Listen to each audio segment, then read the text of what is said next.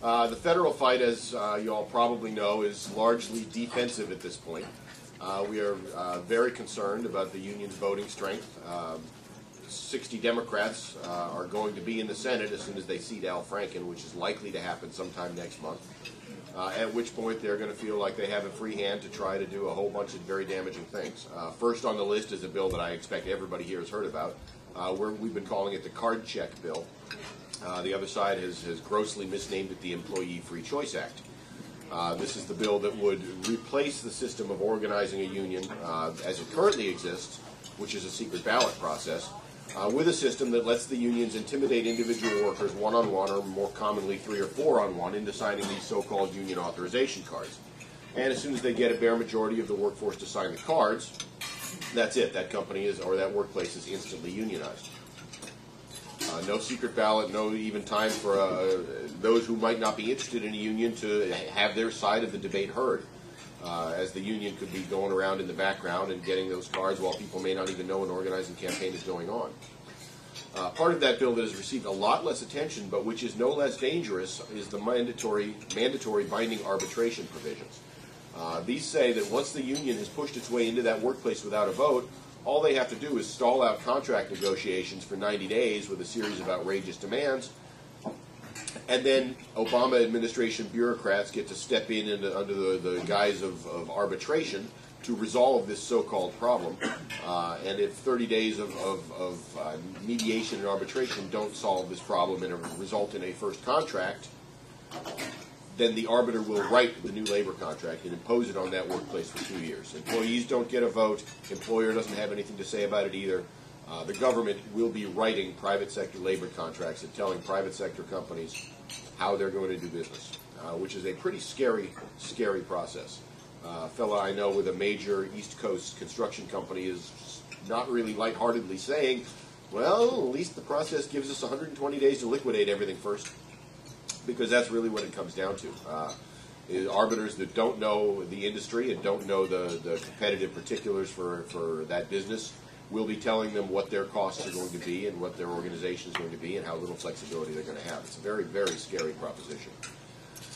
That bill started out with a great deal of momentum at the beginning of this Congress. The other side thought they'd had half a dozen Republicans that would probably vote for it, as well as every Democrat. Happy to say that it didn't turn out quite the way the unions thought it would. Opposition among Republicans has been reasonably firm. Every Republican at this point is on record saying that they will oppose this bill. Unfortunately, there are only 40 of them, which poses a problem. It takes 60 votes to do just about anything of any substance in the U.S. Senate. There are 60 Democrats, or there will be next month. However, a number of those Democrats have expressed pretty strong reservations with this bill. Blanche Lincoln from Arkansas is probably the strongest among those, though there are a few others, which means they're probably not going to bring the original EFCA bill as drafted to the floor. They're actively working on some sort of bogus compromise to put some window dressing on it and give the unions 90 to 95% of what they want, while making it look like it's something that's more palatable. Likely compromises that we're going to see will remove the actual card check provision that has received so much attention and replace it with most likely a quick snap election process where the unions will spend as much time as they want to gathering petitions the way they do today, but then once they file those petitions, election happens in 10 days. So if you don't want a union, you've got 10 days to make your case to your fellow employees, whereas the unions have spent 6 months doing it. So it's not what we would consider a fair or acceptable process. There's some talk about whether or not binding arbitration will be in the final bill. There have been a few efforts by some senators to take that out. The unions have stomped down real hard every time somebody talks about taking that out of the compromise, because they want that very, very desperately for a lot of complicated reasons that we probably don't need to get into now.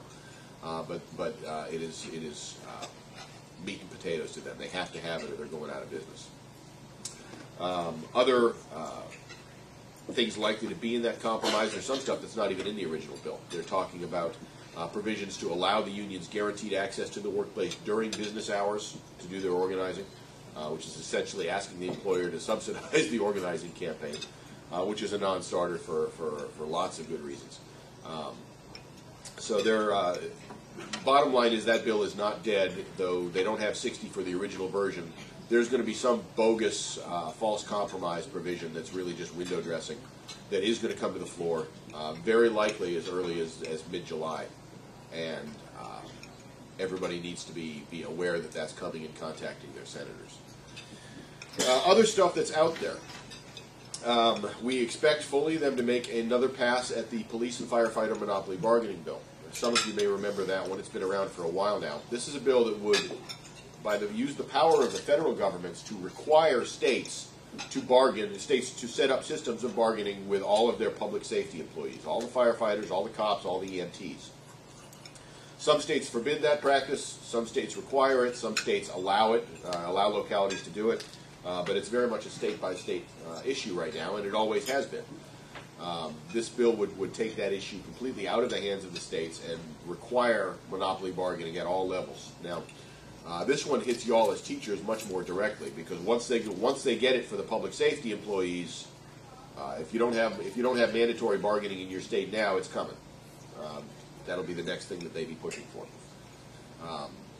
In addition to the horrible encroachment on states' rights and the principles of federalism that this bill is, it's also a massive infusion of new money into the AFL-CIO, as they suddenly have the ability to unionize tens of thousands of new people across the country. There's a number of other bad ideas that have been floating out there for decades. The old Ted Kennedy push-button strike bill is likely to see another run. Some of the bad ideas from the 1970s, labor law reform that they tried back then, are likely to come up again. And, of course, their ultimate goal is the repeal of America's 22 state right-to-work laws by wiping out Section 14B of the Taft-Hartley Act. If they do that, all of our right-to-work laws are null and void at one stroke. They do not have the votes for that this year in this Congress. But their goal, their long-term goal is and has been that. They haven't made a serious run at it since 1966. But if they can pass some version of card check this year, they will be making a serious push to pass 14B repeal in the 112th Congress after the next election cycle.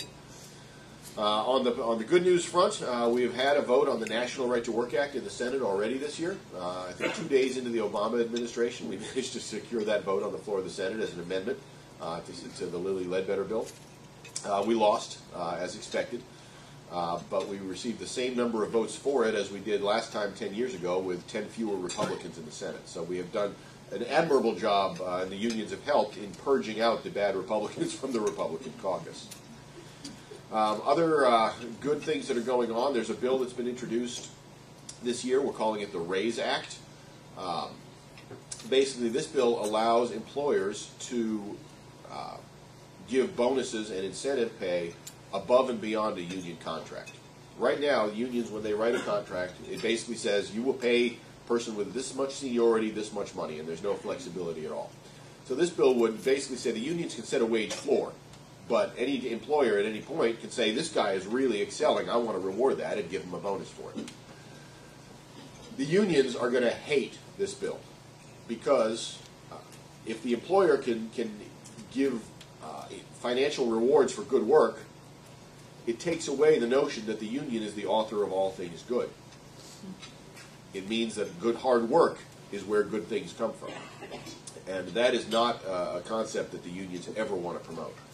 And so the unions are going to fight against it. It lets all of our friends be for higher wages, which is a fun position for them to be in, and it's good for the economy. So it's good policy and it's good politics. We're going to have some fun with that one over the next 6 months.